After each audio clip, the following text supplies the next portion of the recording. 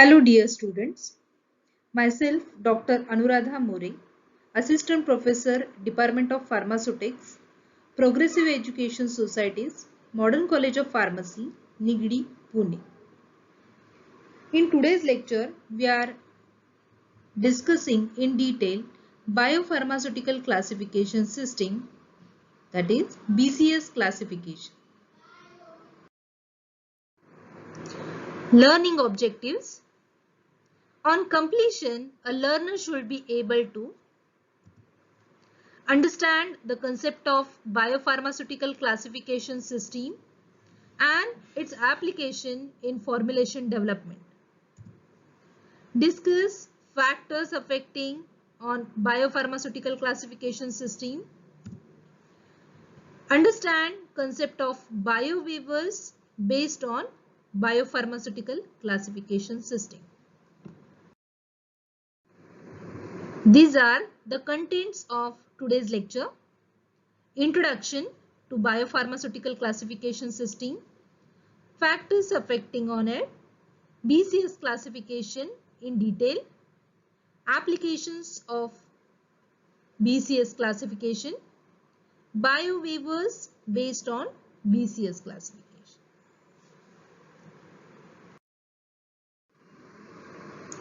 Introduction. In 1995, Amidon and co-workers introduced the biopharmaceutical classification system. Biopharmaceutical classification system is a scientific framework for classifying a drug substance based on its aqueous solubility and intestinal permeability.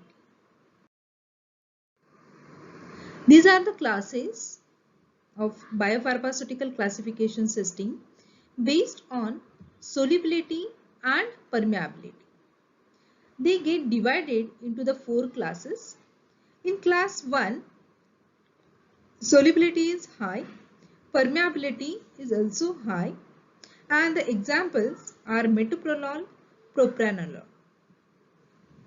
In class 2, solubility is low and permeability is high. Examples: nifedipine, naproxen. In class 3, solubility is high, permeability is low. Examples: climitidine, metformin. In class 4, solubility is low and permeability is also low. Examples: Taxol, chlorothiazole. Students, there are 3 major factors which affect the absorption of drug from immediate release solid dosage form. First is the solubility. As we know, solubility, it is the extent to which molecule of a solid is removed from its surface by a solvent molecule. A drug substance is classified as highly soluble if the highest single therapeutic dose is completely soluble in 250 ml or less than that quantity of aqueous media in the pH range 1.2 to 6.8 at 37 plus minus 1 degree centigrade. Second factor is the intestinal permeability. It is determined based on the extent of absorption derived from human pharmacokinetic studies. Example is absolute viability. High permeability means the absolute viability is greater than 85%. Third parameter or third factor is dissolution rate. It is the dissolution, it is a process by which a solid substance enters the solvent to form a solution. The rate of dissolution of drug product is also a very important parameter. Absorption of the drug contained in a solid dosage form after oral administration depends on its release, solubilization and dissolution under the physiological conditions and permeability through gastrointestinal tract. Now we will see the classes in detail. First class, that is class 1. In the class 1, the solubility is high and permeability is also high. The rate limiting step is the drug dissolution, and its dissolution is very rapid. Then gastric emptying rate becomes the rate limiting step. Bioavailability and dissolution is very rapid in the class 1 drugs. So bioavailability and bioequivalence studies are unnecessary for such a type of products, because the drug is highly water soluble and it is highly permeable. In vitro in vivo correlation can need be expected. These compounds are highly suitable for design of sustained release and controlled release formulation. Examples include ketoprofen, naproxen, carbamazepine, propranolol, metoprolol, diltiazem, verapamil, etc. In class 2 system, solubility is low and permeability is high.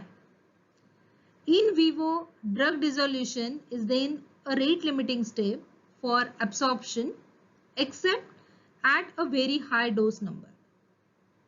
This drug exhibits the variable bioavailability and needs the enhancement in dissolution for increasing the bioavailability, because the drug is not getting solubilized easily. These compounds are suitable for designing of the sustained release and controlled release formulation. In vitro in vivo correlation is usually expected for class 2 drugs. Examples include phenytoin, danazole, ketoconazole, mefenamic acid, nifedipine, felodipine, nicardipine, nizoldipine, etc. In the class 2 system, as the drug molecules which are having the low solubility. That's why we can apply some techniques for enhancing the solubility and its dissolution. For example, the techniques which we can use of surfactant to increase the surface area by facilitating proper wetting.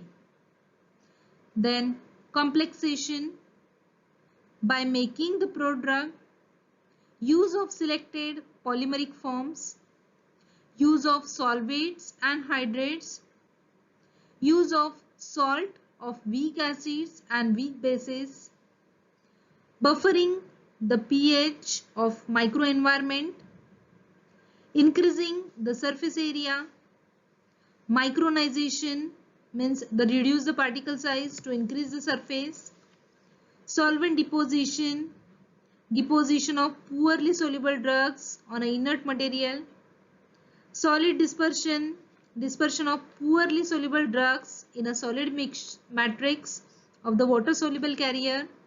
These are the certain techniques we can implement for enhancing the solubility. In class 3 system, drug is having the higher solubility and lower is the permeability.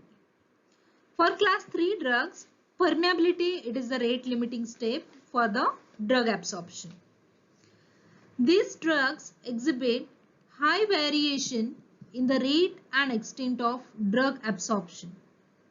Since the dissolution is rapid, the variation is attributed to alteration of physiology and membrane permeability rather than the dosage form factors. These drugs are problematic for controlled release development. These drugs show the low bioavailability and need enhancement in the permeability. Examples of the drugs under this class includes acyclovir, alendronate, captopril, enalapril, lead, neomycin B, etc.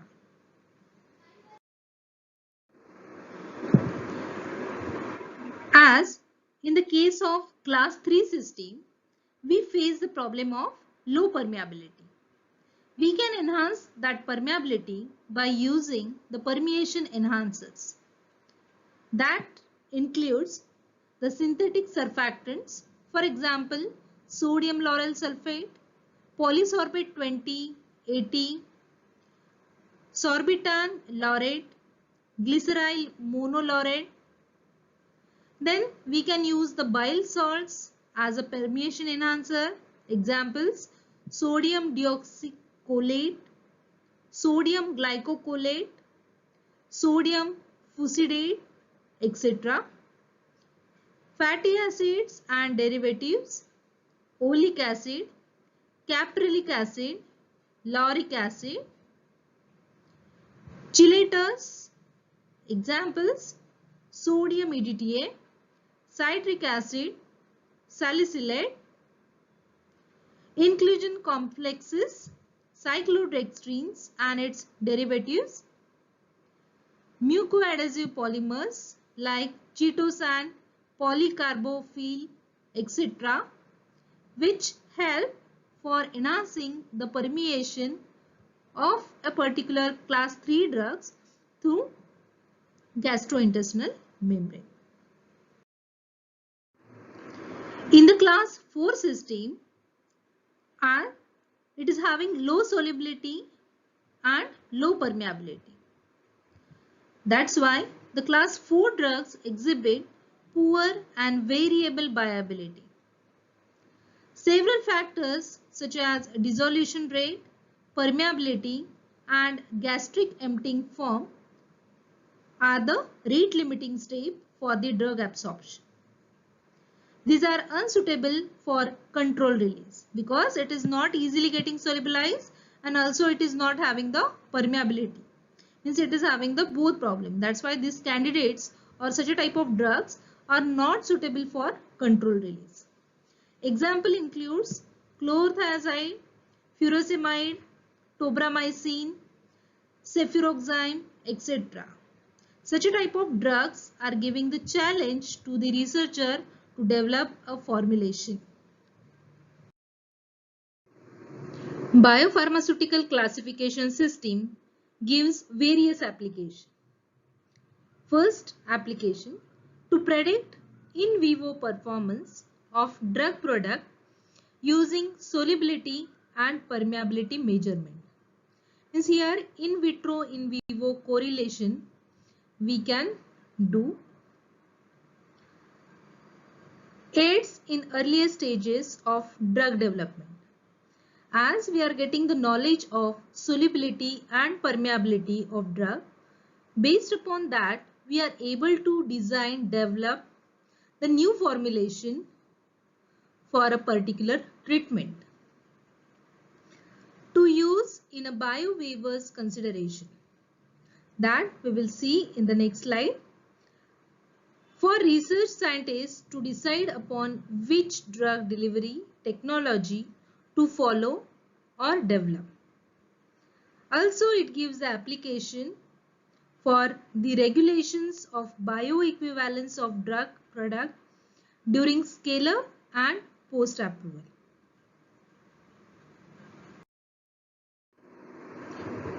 As in application of biopharmaceutical classification system, we seen that the BCS classification used in biowaiver consideration. Now, what is this biowaiver? A biowaiver means that in vivo bioavailability and or bioequivalence studies may be waived, means they are not considered necessary for product approval. Means what? In some situations, in vitro assays are good as in vivo test to determine the bioequivalence of oral solid dosage forms. That's why instead of conducting expensive and time-consuming in vivo studies, the physicochemical properties of active pharmaceutical ingredient, permeability data, and a dissolution test can be adopted as the surrogate basis for the decision of product approval.